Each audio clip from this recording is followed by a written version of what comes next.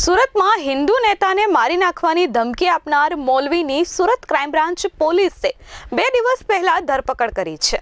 પોલીસે આરોપી મૌલવીની ધરપકડ કર્યા બાદ કોર્ટમાં રજૂ કર્યો હતો, જ્યાં 11 દિવસના રિમાન્ડ મંજૂર થયા છે। ત્યારે આજે સુરત ક્રાઇમ બ્રાન્ચ પોલીસે આરોપી મૌલવીના ઘરે તપાસ શરૂ કરી હતી, જ્યાંથી 2 બેગ મળી આવી છે, જેમાં મહત્વના દસ્તાવેજ હોવાનું અનુમાન સેવવામાં આવી રહ્યું છે।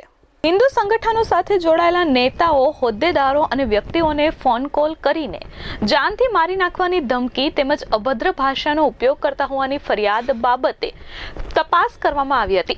જે મામલે સુરત ક્રાઇમ બ્રાન્ચ પોલીસ દ્વારા મૌલાના મોહમ્મદ સોહેલ અબુ બકરની ધરપકડ કરવામાં આવી છે। સુરતના જોઈન્ટ સીપી રાઘવેન્દ્ર વત્સે જણાવ્યું કે આરોપીનું કનેક્શન નેપાળ, પાકિસ્તાન, વિયેતનામ સહિતના દેશોના લોકો સાથે મળી આવ્યું છે।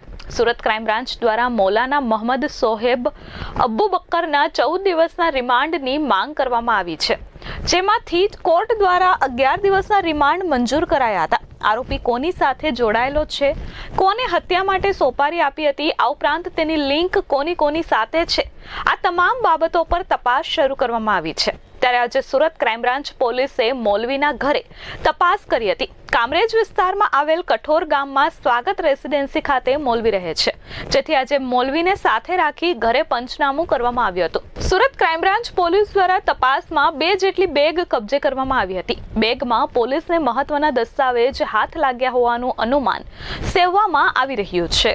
Bureau report S24 news Surat.